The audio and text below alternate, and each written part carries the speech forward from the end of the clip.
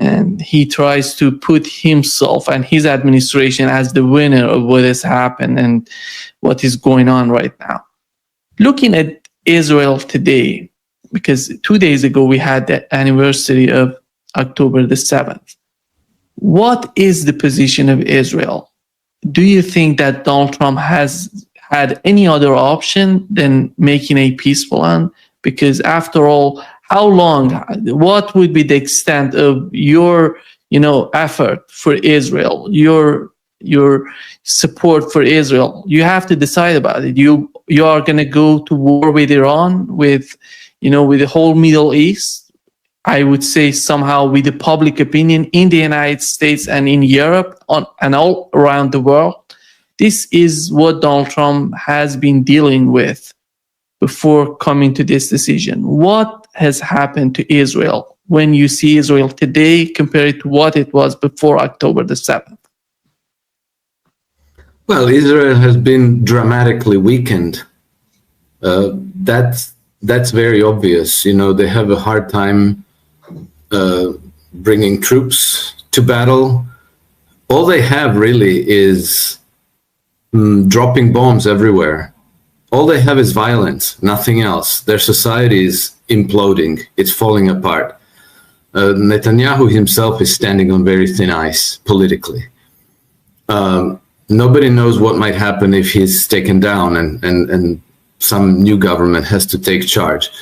The fanatical genocidal assault on Gaza is not going to stop, because it's almost like a consensus view of the Israeli society that they want to wipe the Palestinians off the map. I think that a large majority in polls is responding that they want the genocide to continue, and that if Israel takes a town or a village, that they should simply kill all the Palestinians there or expel them. So it doesn't seem likely that anything will change much. My impression is that Trump is attempting to buy time with this peace plan, which is incoherent. It's unworkable. The Israelis are obviously not going to accept it. Hamas is never going to accept to disarm, because they would have to put themselves at the mercy of the Israelis and maybe their Arab neighbors who have betrayed them time and again. So they can only rely on themselves, and therefore they will never disarm. So the whole thing is completely unworkable, to the point that you have to ask yourself, what is the point? Why are you even doing any of this? And I think that the only coherent reason that I can think of why Trump would be engaging in this peace process is to gain time, because sooner or later he's going to be pushed into a war against Iran. That is, it seems to me that, I'm pretty convinced that Trump is trying everything possible to avoid going to war against Iran. But Israel is desperate for renewing this war. It's madness, but that's what they're hell-bent on doing. And I think that due to political pressures at home, and we've, since Charlie Kirk assassination, we have a much better appreciation of these political pressure, because it's not just, I always used to thought it's the US Congress, which is, between 70 and 80% loyal to Benjamin Netanyahu. It's the Zionist Jews and Christian evangelicals that are fanatically devoted to the state of Israel. But now we see also that there's a very powerful network woven into the structures of power in the United States, consisting of these Zionist billionaires like Bill Ackman and Larry Ellison and others, who have infiltrated the Trump administration, who have a very, very strong stranglehold on the media in the United States. And the effect of that is that the day that Israel decides to renew their attack on Iran, the political pressure building up on Trump to rescue Israel and to join the war against Iran is probably going to be unbearable. And we know that neither Israel nor the United States can defeat Iran, because Iranians now have extraordinarily powerful weapons with which they can basically turn all of Israel into rubble. They can also target all 60 of the US and other Western military bases in the region. And they can probably sink many of the Western naval assets in the region. So the only thing that Trump can get out of that war is a devastating, humiliating defeat, which is why he wants to avoid it, obviously. You know, we have to keep in mind that the United States is now opening a front against Venezuela, which is also completely insane, but it looks like they're doing it.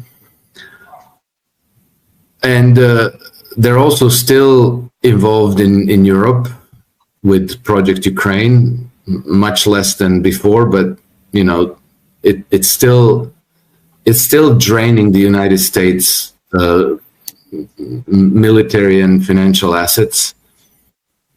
They're still kind of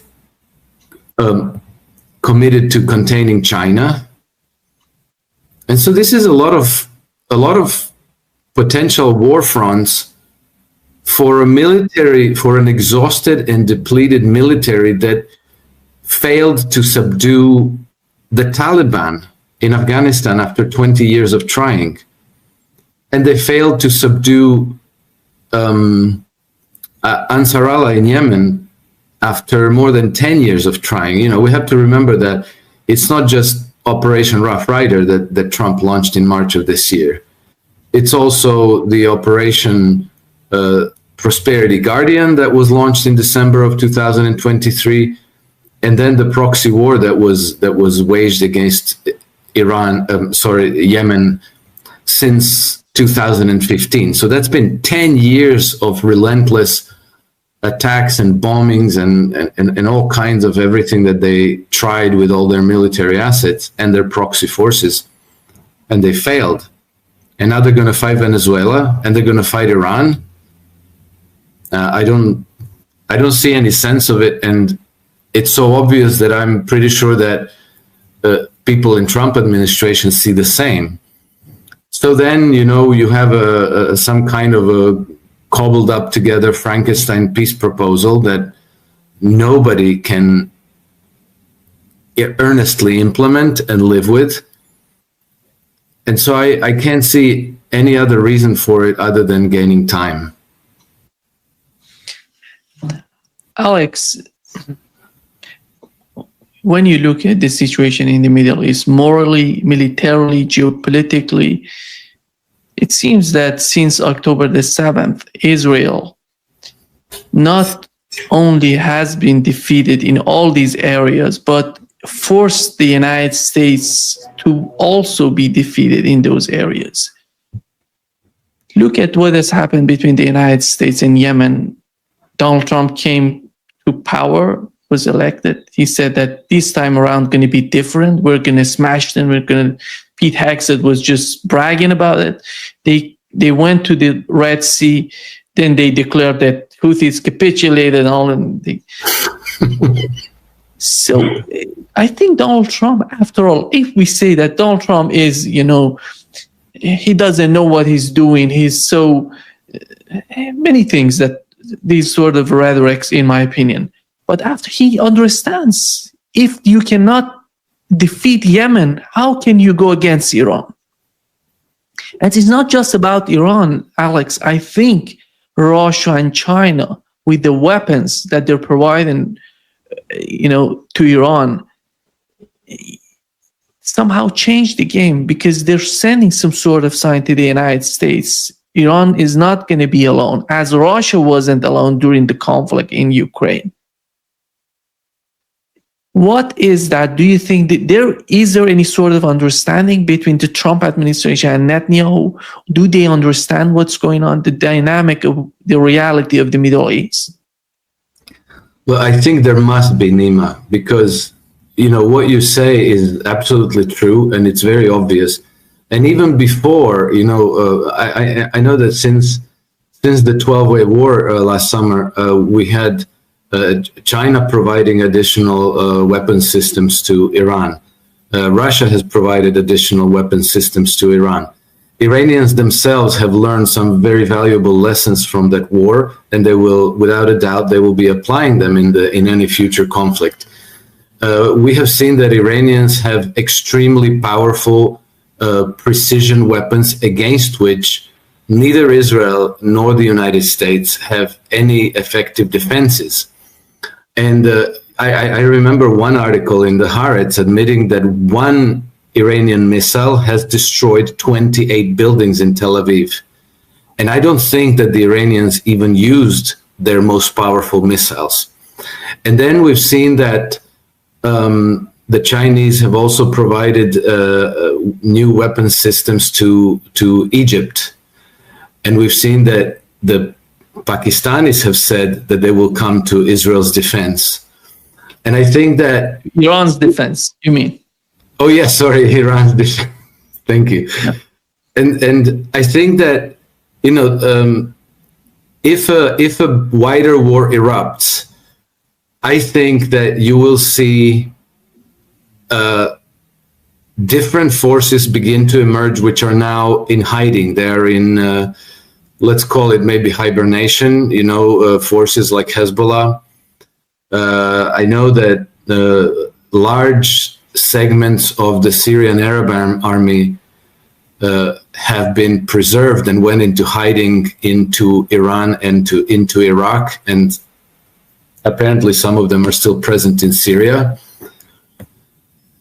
And then, we must not forget, or not to mention Egypt, which is not going to be able to resist getting involved.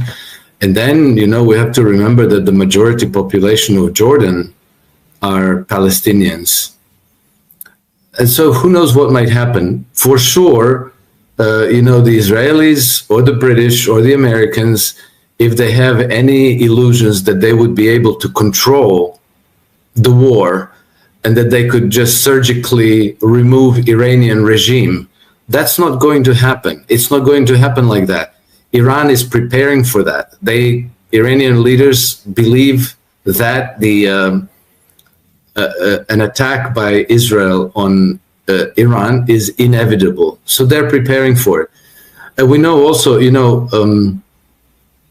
Iran has caused massive havoc in Israel in 12 days of attacks.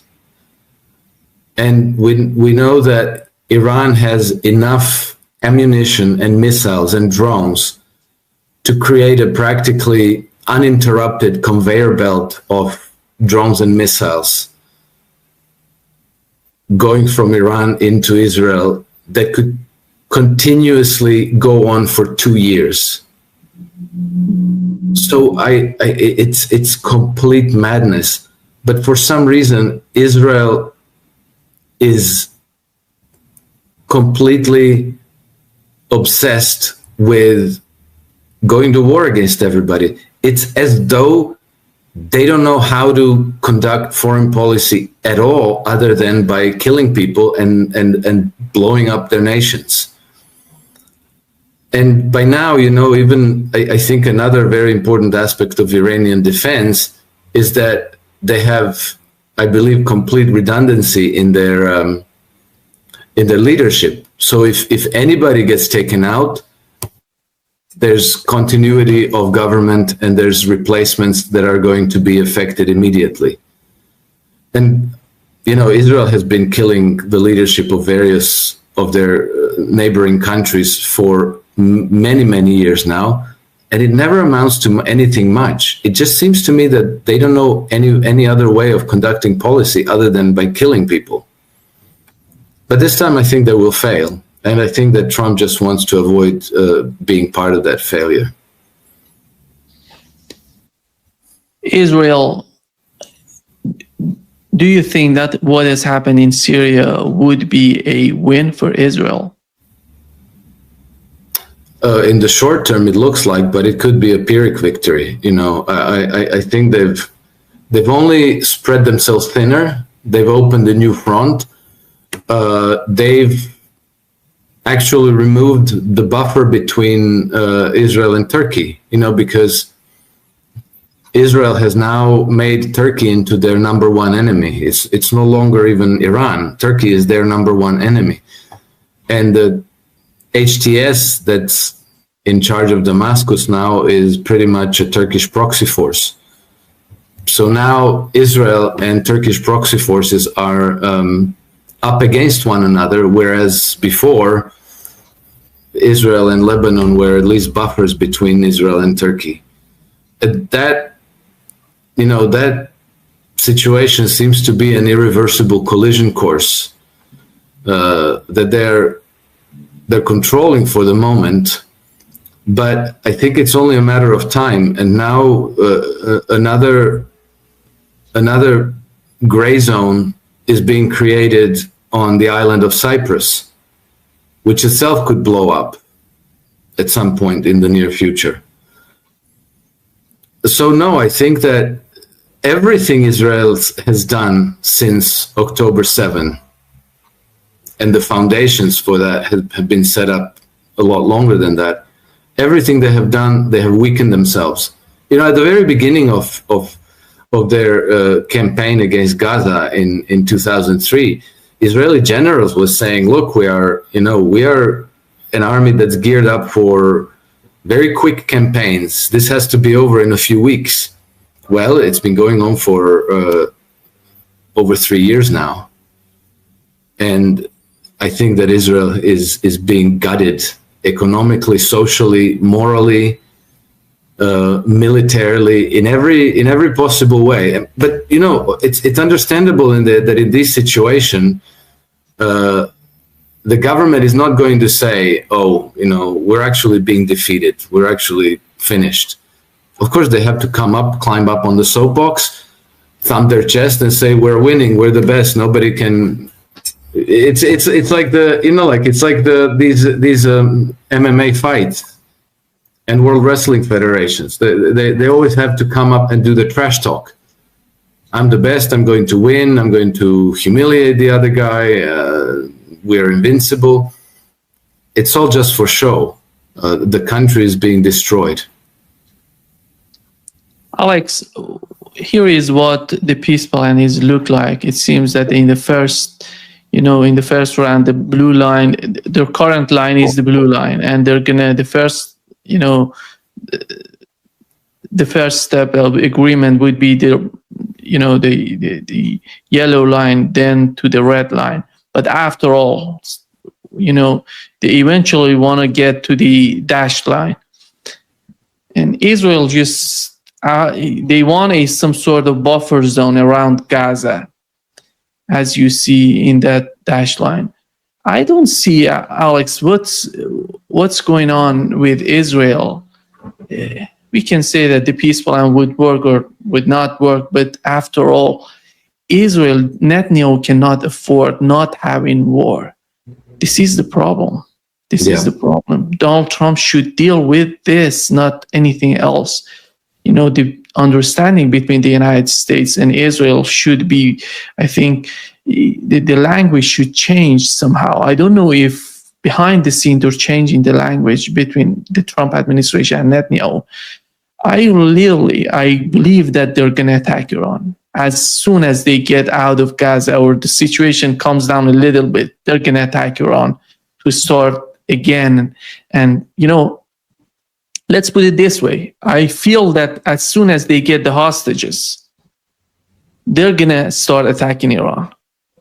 And then during the war with Iran, which the United States would join, they're going to attack again Gaza. This is, you can call it conspiracy theory, but when you look at behavior of Israel, you cannot expect nothing better than that. They're going to worsen the situation. I don't see Netanyahu being capable of any agreement. They're bombing Lebanon as there is a ceasefire between the two countries. What's your take on that? Because Donald Trump is so much insisting on, on the hostages, but you have to go beyond the hostages. It's something bigger than that, something more, substantial. I think that Donald Trump, with focusing on the hostages, is trying to claim any moral high ground that's available to him. And, in the United States, if he said well, you have to stop killing the Palestinians, well, that already makes you an anti-Semite. You can't even say that. So this whole talk about hostages, it's another one of those disingenuous, insincere, virtue signaling things that doesn't mean anything because, well, you mentioned that Israel might attack Iran as soon as they have hostages. I think they might attack even sooner because I'm not sure that. I actually think that if Hamas released all the hostages and turned them over to the Israeli authorities, that would only complicate things for Benjamin Netanyahu. So I wouldn't be surprised if the government in Tel Aviv doesn't actually want the return of hostages. And then, those maps of them squeezing the Palestinians until they can just push them over into the sea. That's a military plan, and military plans never work out according to what the planners intended. So that's their Christmas list. That's what they want to achieve. But they forgot to ask Hamas about it, and Hamas is still there. They never defeated Hamas. They still have who knows how many miles of underground tunnels through which they're still attacking and ambushing the IDF forces and inflicting very heavy casualties on them. IDF soldiers don't want to go to war anymore. They don't want to fight anymore because they're just being there sitting ducks. Something can strike them at any moment from anywhere. They're scared. They're exhausted. They're depleted. The economy of the country is disintegrating. The whole thing is just an agony, and to a large extent, the whole agony is being perpetuated because without it, Benjamin Netanyahu no longer has any future. So he's keeping it up. And so I suspect that the attack on Iran will happen before the hostages are returned. And it's just perpetuation and escalation of complete suicidal madness. Is the United States, if they decide to attack Iran, is the United States going to be with them since the beginning of the war, or they're going to join in the aftermath of the first attacks?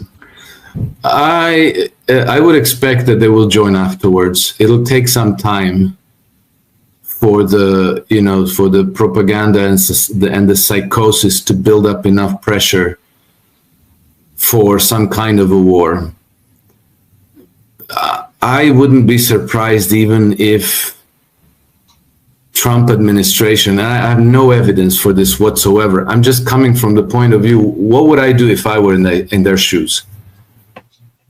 That I would be already in talks with the Iranians to say, this is coming. We're not going to be able to avoid it. Let's come to some kind of an agreement where we can bomb you and pretend that we're part of this war, so that we can make a big show for our media, for domestic consumption. but without actually trying to destroy you, defeat you, regime change you. Let's just have a fake war between ourselves. That's what I would be doing right now. Because otherwise, the whole situation is completely not only suicidal for Israel, it's also extremely destructive for the United States. Again, because they cannot defeat Iran, and Iran can inflict extremely heavy damage on the United States and whoever comes to join Israel. In the United States, the public support for Israel has pretty much cratered. 2 years of genocide have shown Israel in a very, very ugly light, and more people are seeing it. So the United States joining the war on Israel is not going to be automatic, and it's not going to be immediate.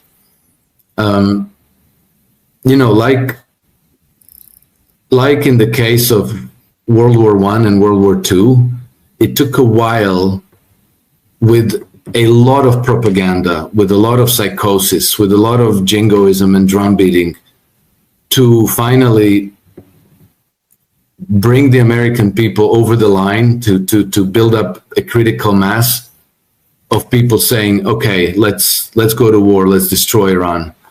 I think this time around is going to be a lot more difficult because we've just spent 2 years watching them kill children in Palestine and starve the people there. So the sympathy that existed for Israel is gone. And then, with World War I, it took Lusitania, false flag attack, to galvanize people and get their consent for war. In World War II, it took Pearl Harbor to galvanize the people, to build up, the emotional charge. But back then, there was no internet, there was no social media, there was no dialogue works, Today, all of these things exist, and a lot of people are, particularly people who are interested in this, that they're paying attention. And so it's much more difficult to control the narrative. And I'll throw the last bit in here, which I think shouldn't be neglected either. In 2020, we had this absolute event in which Western governments and different authorities pretty much shredded their credibility. It was a public health crisis, right? And I think that they have caused a very large segment of Western populations to no longer trust the government.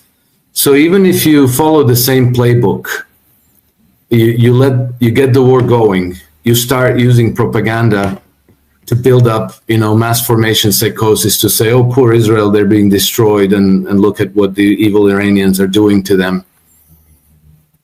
I don't know that it's going to have the same effect as it might have had when we all depended on radio and television and newspapers. So I think Israel has reached the end of the road. Even if the United States joins, I think it's going to be fake. And I think that in not too distant future, Israel will no longer exist. Two outcomes if Israel attacks. One of them would be Iran attacking Israel. And, we know that how capable they are in destroying the facilities and attacking. And as you mentioned, they have a lot of information, by the way. Recently, they have information of Dimona, nuclear power plant, and they know where to hit. But do you see the possibility of using nuclear bombs in the Middle East? If things go in that direction, how is that going to change the whole situation? Every time I think about the Middle East, actually, I'm mostly fearful of the use of nuclear weapons, not anything else, because with conventional weapons, there is no way that Israel can defeat Iran. if they go in the direction of the use of nuclear weapons. And we know that the United States would totally support them if they use that just to calm down the international backlash from that sort of attack. How do you see things going to that direction?